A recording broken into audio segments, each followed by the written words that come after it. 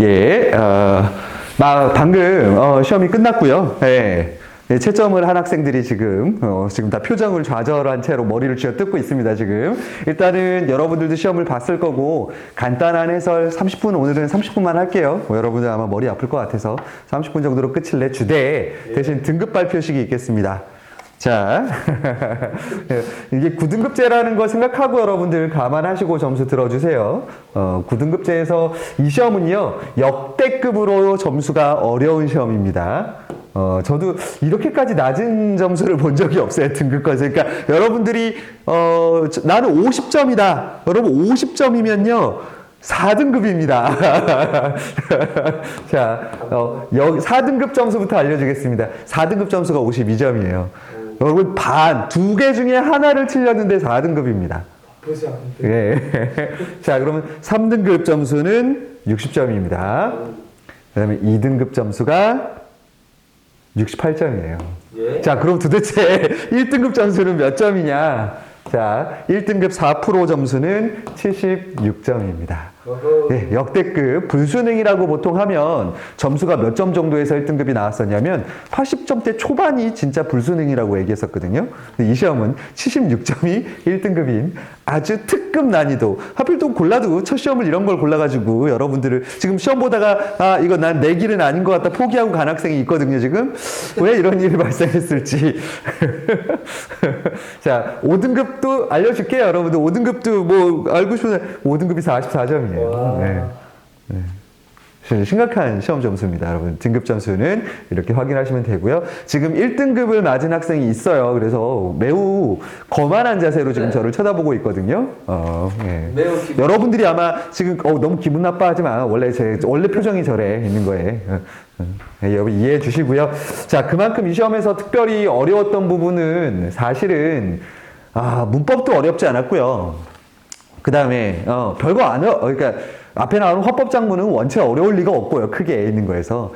결정적으로 이 시험에서 어려웠던 거는 비문학입니다. 있는 거. 자, 그래서 선생님이 여러분들이랑 비문학 읽는 연습도 하지만 비문학 수업할 때 특히 철학 쪽에 좀 힘을 줘서 어떠한 이해하는 방법들 얘기해주고 더군다나 이제 어떤 학생들은 선생님은 전공이 세계사 철학 아니냐, 국어 아닌 것 같다 라고 얘기할 정도로, 물론 여러분 국어국문학과를 가시면 저같이 공부하실 수 있습니다만 여러분들이 이해할 수 있도록 최대한 좀 도움을 주고자 합니다.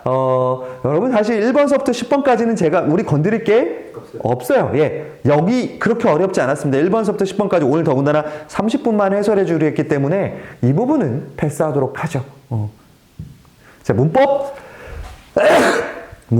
요거 지금 이 강의를 지금 들으는 학생들 같은 경우는 이제 1학년에서 2학년 올라가거나 2학년에서 3학년 올라가는 학생들인데, 새로 들어온 친구가 아닌 아마 저하고 공부한 친구들이라면요, 사실 저와 다 배운 부분입니다. 그렇죠. 심지어 1학년에서 2학년 올라가는 애들도 이거 배웠습니다.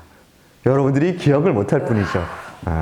자, 일단은요, 여러분, 딴 거 설명 안 합니다. 11번하고 12번 제시문 안 읽어도 되고요. 제가 여러분들한테 설명하려고 그랬을 때, 여러분들이, 저 그거 하기 싫어요. 저희가 아직 하기엔 너무 빨라요. 라고 얘기했던 그 개념 하나만 설명하고 가죠. 자, 서술어의 뭐에 대해서 얘기 나오는 겁니까?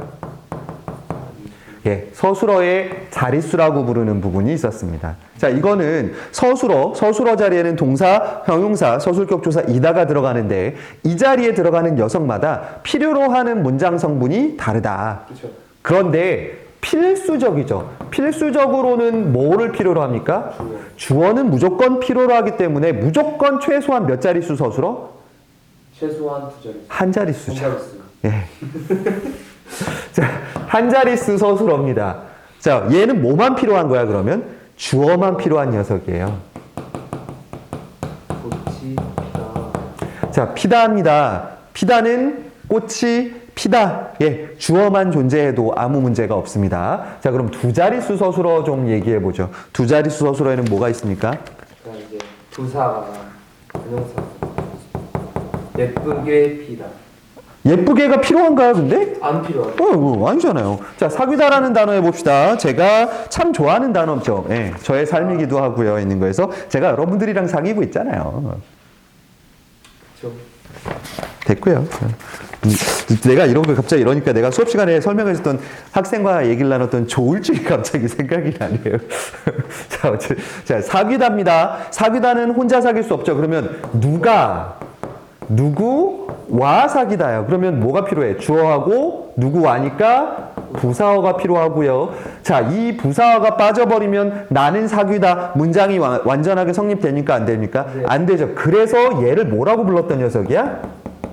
필수적 부사어라고 불렀던 녀석입니다. 자, 필수적 부사어니까 이제 기억이 나죠? 네. 아니면 이런 것도 있어요. 먹다라는 거 한번 생각해 보세요. 나는 먹다. 안 되죠. 무엇을 먹다라는 목적어가 반드시 필요합니다. 이런 게 두 자릿수. 자, 그럼 세 자릿수도 있나요? 있죠. 예, 주다라는 동사 있습니다.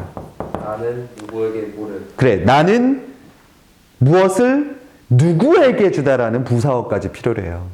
이런 것까지, 요거 자릿수입니다. 참고로 이 자릿수는요, 다른 학교에서는 다루지 않습니다. 여태껏 다루지 않았습니다만, 신정중학교에서는 다룹니다. 예. 중학교에서 다루고 3년 연속으로 2학기 시험에 출제가 됐던 녀석이니까, 신정중학교 학생들은 특별히 신경 써서, 1학년 학생들도 신경 써서 봐야 되는 부분. 자, 그렇게 치면 문제가 되게 쉽게 풀리지 않나요?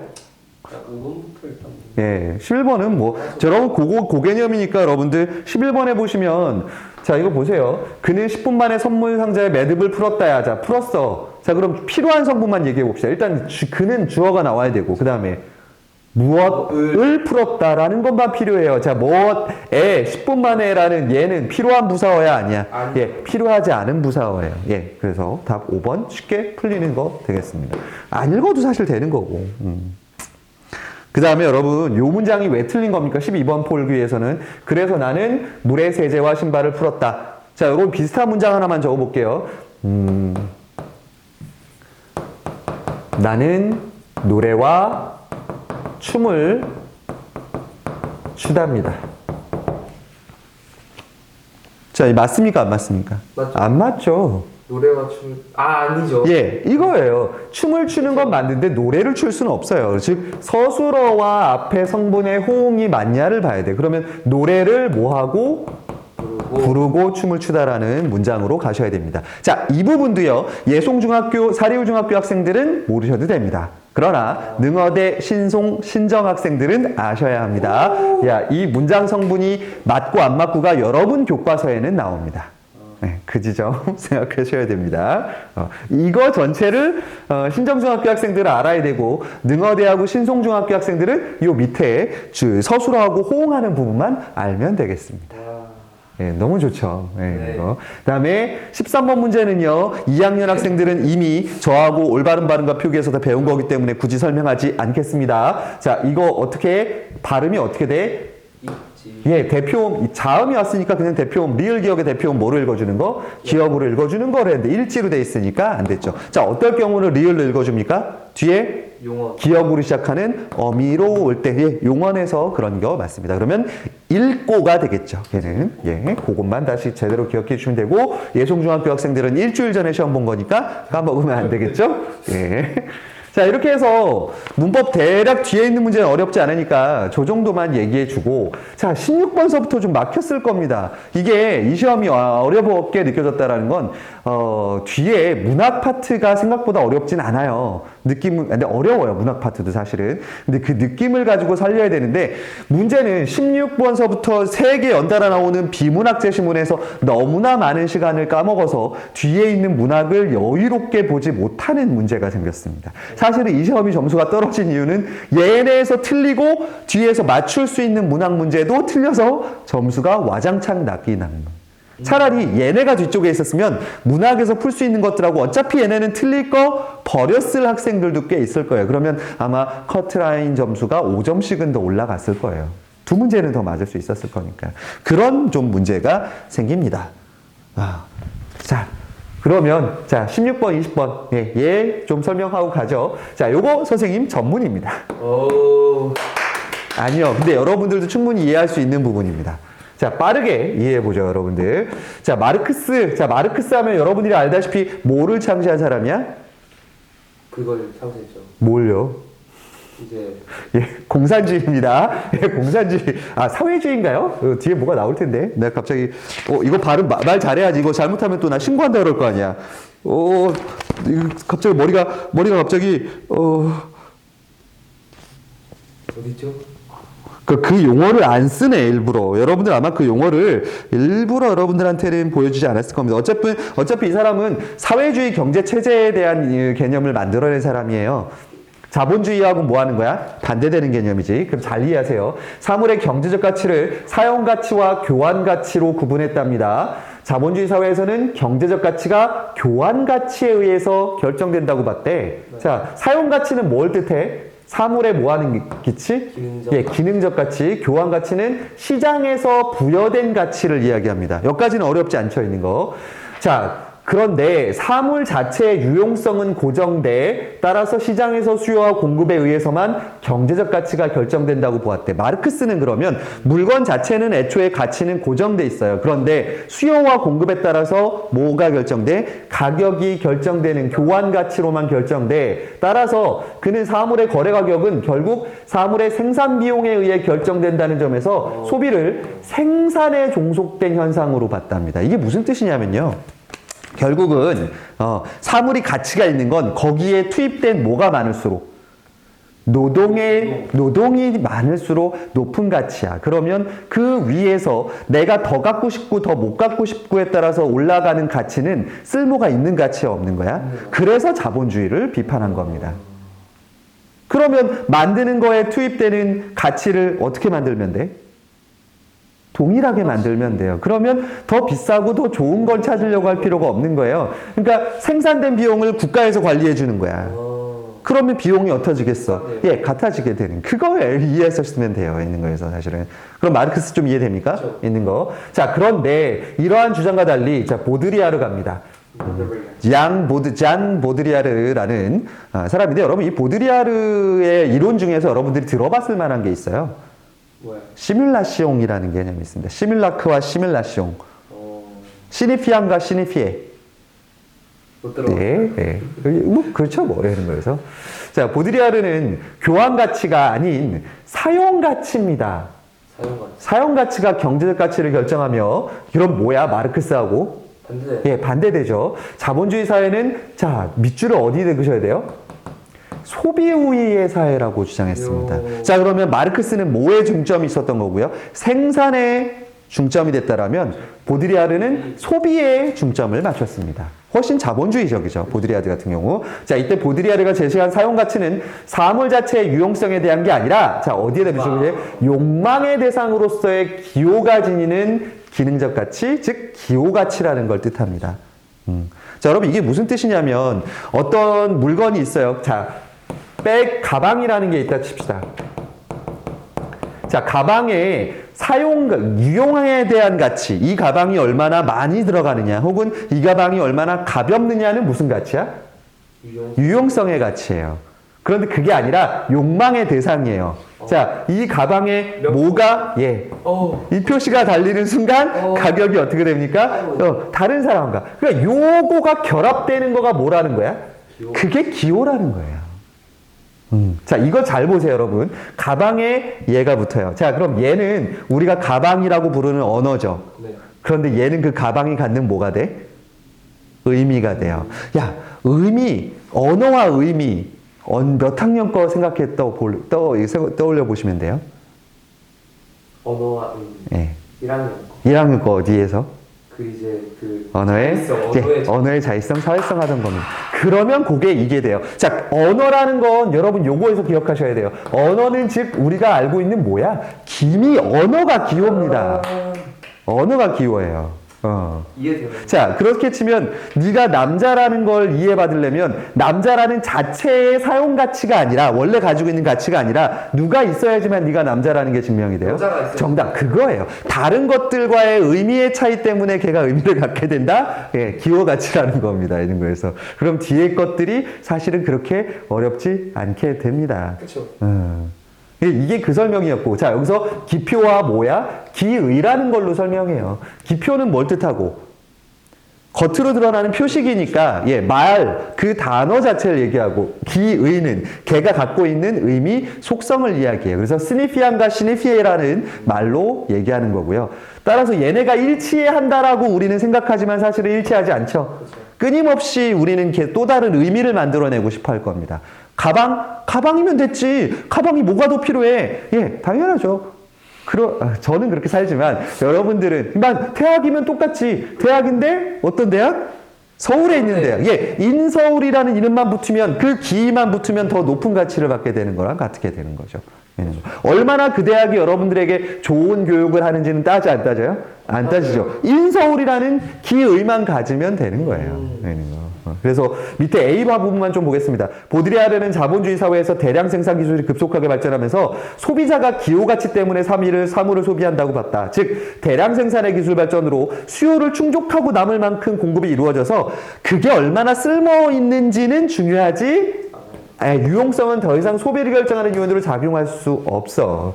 그래서 특정 계층의 집단 혹은 그 일원이라는 걸 얻기 위해서 명품 가방을 소비하게 되는 거. 타인과 너와 다르다는 의미에서 소비가 되는 거고, 따라서 보드리아드에 따르면 자본주의 사회에서 소비의 원인은 사물이 상징하는 특정 사회적 지위에 대한 욕구라고 이야기했습니다. 필요해서 의해 사는 게 아니라 다른 사람들하고 차별점을 받기 위해서 사는 거라고 돼 있어요. 따라서 상징체계도 여기 디귿에 보면 따라서 욕구도 유동적이다. 당연한 거겠죠. 그렇죠. 안 갖고 싶은데도 뭐 한다고 느끼는 거야. 갖고 싶다라고 거꾸로 오히려 욕망하게 되는 거예요. 그러면 이걸로 예를 들어준 게 뭐야? 상징체계 변화에 따라 욕구 유동적이야. 자, 처음에는 우리나라 구찌 보세요. 구찌. 자, 구찌 명품입니까? 아닙니까? 명품이에요. 자, 구찌를 사려고 했어. 자, 그런데 갑자기 조폭들이 여기다가 구찌 달고 온 티셔츠 입고 나서 구찌 하고 다녀요. 그러면 뭐가 달라진 거야? 상징체에 변화하는 거죠. 저 조폭이 입는 구찌. 자, 들래 안 들려요? 안 들죠. 욕구도 변하게 됩니다. 그걸 얘기하는 거예요. 그래서 보드리아르는 이렇게 우리가 살고 있는 세상은 다 기표와 기로 나눠져 있다라고 생각해서 우리가 살고 있는 이 세상은 다 하나의 상징적인 체계일 뿐 실제가 아니다라는 얘기를 해요. 그게 시뮬라숑이라는 개념입니다. 여러분들이 혹시 부모님이랑 같이 매트릭스 같은 영화를 고전 문학 영화인데 한번 볼 기회가 있다라면 한번 봐보세요. 이 보드리아르의 시뮬라숑이라는 개념을 설명할 수 있는. 우리가 살고 있는 건 오히려 허상인 거죠. 모든 건 기호 체계 안에서만 이루어지는 거니까. 그러면 지금 너하고 나하고 이렇게 수업하고 있는 것도 나랑 수업한다라는 우월감 때문에 와서 공부하고 있는 걸 수도 있다라는 거예요. 내가 진짜 필요해서가 아니라. 자, 내용을 이해했다라면 여기서 혹시 뭐 틀린 거에서 좀 어려운 거 있었어요? 19번 틀렸죠? 19번. 19번. 이것만 이해해줘도 될 것 같아. 자, 개성이란 타인과 구별되는 개인만의 고유한 특성으로. 자, 그럼 개성이 있죠. 타인과 구별된다 그랬어. 뭐하고 지금 이미 얘기가 달라졌어? 보드리아르 입장이랑은 다르죠. 보드리아르의 개성이란 원래 근본적으로 갖고 있는 게 아니라 다른 사람과의 뭐에서 만들어지는 거야? 관계에서 다름으로 만들어지는 거야. 그래서 보면 3번. 찢어진 청바지는 개인만의 고유한 특성을 드러내는 수단이 아니지. 얘는 다른 집단과 뭐하고 있다라는 거. 찌청을 입은 사람들끼리 같이 속하고 있다라는 걸 의미하는 거고, 그렇기 때문에 젊은 세대의 일원이라는 거지. 나같이 이런 바지 입는 사람이 있고, 너처럼 이 겨울에도 찌청 입고 다니는 사람이 있고, 나는 젊으니까 찌청을 입는 게 아니라 젊은 사람에 속하기 위해서 찌청을 입는 거라는 거죠. 그래서 답은 3번이 쉽게 나오는 거죠. 그래서 약간의 철학적인 지식만 갖고 있으면 오히려 제시문을 조금 더 쉽게 풀 수 있어요. 그 다음 문제가 더 사실은 그렇죠. 바로 아리스토텔레스의 예술론에 대한 겁니다. 완벽하게 뭐 이미 이게 사실은요, 제가 이 제시문을 너무나 좋아하고, 그리고 미술 작품을 감상하는, 제가 여러 번 강조했지만 서양 미술을 혹은 서양 철학을 관철하는 두 가지의 개념, 플라톤과 아리스토텔레스의 진짜 기본적인 생각이기 때문에 1학년 학생들, 1학년에서 2학년 올라오는 학생들한테도 수업을 해줬고요, 2학년에 3학년 올라가는 학생들한테도 해줬습니다. 그래서 굳이 얘를 제가 설명을 해줄 필요는 없고, 그러니까 새로 들어온 학생들은 근데 새로 들어온 학생이 이 강의를 볼까요? 아니요. 매우 냉정한 대답을 하시는군요. 10분밖에 안 남았어요. 그래서 지금 있는 거에서. 도경이 똑바로 들어. 도경이 안 도경이 안 든다고? 도경이 온다 그랬던 것 같은데. 도경이 올 줄 알았는데. 괜찮아요. 그래도 여기 다른 수많은 학생들과 함께하고 있으니까 도경이 없어도 괜찮습니다. 예. 네. 자, 그 다음에 비문학 뒤에 이제, 그러니까 진짜로 이재 신문들을 왜 이렇게 앞에다가 붙여놨는지 모르겠어요. 연달아. 여기서 멘탈이 나간 상태에서 문학을 보니까 문학이 아마 넘어오지 않았을 겁니다. 의외로 여러분 이렇게 뭔가 이런 걸 복호화시키고 뭐 암호화시키는 이런 문제가 꽤 많이 나오는데, 뭐, 여러분들이 결국 행렬 문제잖아요. 그렇죠. 네. 제가 수학 문제를 풀어주는 것보다는 여러분들이 그냥 푸는 게 더 나을 것 같습니다. 자, 뒤에 현대시 문제로 가죠. 현대시 틀린 거 있습니까? 32번 틀렸는데 왜 틀렸는지 알 것 같아요. 32번을 틀렸어요. 나 쉬운 거 틀렸어요. 그렇네요. 32번을 왜 틀렸을까요? 자, 현대시 얘는 특별히 설명할 게 없을 것 같긴 해요. 제가 봐도. 근데 조금 어려웠어요. 이 시 되게 어려운데, 사실은. 저한테는 뭐. 여러분, 요거 시만 간단하게 설명하죠. 4개 틀린 고풍. 고풍이니까 아주 오래된 집이에요. 그러니까 뒤틀려질 정도로 그 오래된 집에 퇴마루. 퇴마루니까 아무도 없는 그 퇴마루에 없는 듯이 앉아. 자, 없는 듯이 앉아에서 느껴지는 건 어떤 즐거움이나 반가움이 아니라 어떤 겁니까? 고독과 쓸쓸함이에요. 이거 어디서 알 수 있어요? 몇 번 문제를 먼저 풉니다. 이런 현대시 풀 때는 일단 33번에 가야죠. 예, 33번에 나온 보기를 보시면 이 시는 쓸쓸함이고 이 시는 싱그러움이라는 거가 빡 보여야 돼요. 이거를 33번 문제의 보기를 안 읽고 이 문제를 보셨다라면 무슨 소린지 하나도 모르셨을 가능성이 큽니다. 그리고 참고로 얘 나비효과에서 저희가 수업을 했습니다. 근데 기억 안 나죠? 예. 안 날 거고요. 있는 거에서 안 했나? 안 했나? 나는 근데 왜 얘를 수업한 기억이 있죠? 작년 애들한테 했나? 자, 어쨌든 앉아서 아직도 떠오를 기척도 없는 달을 기다립니다. 자, 그러면 시적 화자는 현재 외로운 상태에서 누구를 기다리고 있는 거야? 달을 기다리고 있는 상황입니다. 네. 자, 아무런 생각 없이, 아무런 뜻 없이. 자, 이건 왜 아무런 생각이 없을까요? 왜냐면 네. 이제 자, 앞에 33번을 읽어봤다라면요, 여러분들, 달을 맞이해서 정신을 고요히 집중시키고 있다라는 표현이 나올 겁니다. 즉, 이 달을 고요히 기다리기 위해서 아무런 소리도 내지 않고 집중하고 있다는 뜻이에요. 자, 근데 여기가 되게 여러분 신선한 시예요. 이제 저 감나무 그림자가 사뿐 한 치씩 올마옵니다. 저에게로 올마와요. 이게 무슨 뜻이에요? 그림자가 올마온대. 이제 시간이 지나면서 이제 이렇게 자, 점점 이제 예, 달이 있으면 그림자가 이렇게 될 거고요. 이렇게 되면 달이 움직이는 거에 따라 그림자가 어떻게 돼요? 달라지는 거 얘기하는 거예요. 이게 시간의 흐름입니다. 되게 감각적이죠. 이런 거 보면. 자, 이 마루 빛깔 위에 방석이 보시시 깔려오면, 자, 달이 움직이면서 그 그림자가 깔려오면 나는 내 하나의 외로운 벗. 그래, 여기 외로운이란 말이 또 나오네요. 이 벗이 누구겠어, 그러면? 나의. 그림이죠. 자, 그림자, 가냘픈 내 그림자와 말없이 몸짓 없이 서로 맞대고 있으려니. 여러분, 원래 그림자는 여러분이랑 붙어 있어야죠. 그림자가 여러분이랑 떨어져 있다라면 여러분들이 귀신이에요. 맞아요. 너 떨어져 있는데? 자, 즉, 이런 건 그림자와 내가 뭐 하는 순간? 교감. 예, 교감. 나 그림자, 내 벗이니까 있는 거에서. 이 밤 옮기는 발짓이나 들려오리라. 아주 적막하고 고요해요. 얼마나 외로우면 그림자하고의 교감이 이루어집니다. 예, 그래서 어쨌든 그 밤엔 뭔가 기다리고 있는 대상을 간절히 있는 거고요. 자, 여기서는 뭘 기다립니까? 나시에서는? 여기서는 이제 예, 봄이 오는 것을 기다립니다. 딱 봐도 우수에서부터 어디까지야? 경칩입니다. 예.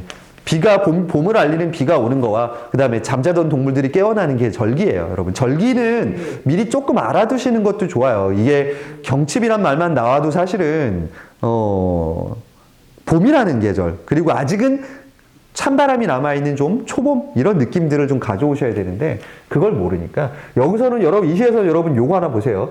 찰박찰박 뛰어 건너는 이쁜 발자국 소리. 자, 얘는 뭐가 오는 소리야 그러면? 봄이 오는 소리예요. 청각이에요. 자, 근데 걔를 듣고 지내었더니 그 새끼발가락 하나를 가만 만작일 수도 있었대. 자, 근데 이 소리를 드디어 만질 수 있어요. 예, 촉각으로 만질 수 있게 됐다라는 좀 새로운 신선한 표현이 나온다라는 거. 그랬더니 그가 왔습니다. 왜? 자, 그럼 그는 누군 거고? 봄이 왔죠. 봄이고 봄을 의인화시켜서 얘기한 거예요. 옆에서 봄이 오는 소리를 들리다가 그의 새끼 발가락을 만질 수 있게 돼. 그는 새로운 속옷을 입고 왔대. 그거 마치 내가 따뜻한 달걀을 꺼내는 느낌으로. 네, 그렇게 돌아오게 됩니다. 32번을 틀렸다고 틀릴 게 따로 있어야지. 있는 거에서. 이거 다 봤는데 그다음에 명칭. 또 틀린 거. 자, 요 뒤에 면함정가는 여러분 얘는 좀 알아두셔야 돼요. 송순의 면함정가. 얘는 뭐냐면 뒤에 이 시도 여러분 읽으려면 몇 번을 먼저 보셨어야 돼? 6번. 6번에 나오는 것들을 봐야 돼요. 이건 이 가와 나는 다 뭐야? 공간을 체험하는 주체가 어떠한 인식을 드러내느냐에 대한 문제예요. 즉 가치관의 문제인데 자, 뭐, 나는 여러분들이 백석의 이 수필이니까 어렵지 않게 이해됐을 텐데, 가는 너무 뻔한 게 있어요. 맞아요. 자, 우리가 보통 이러한 고전 문학에서의 태도인데, 자, 자연을 어떻게 대하고 있는가를 생각해 보시면 돼요.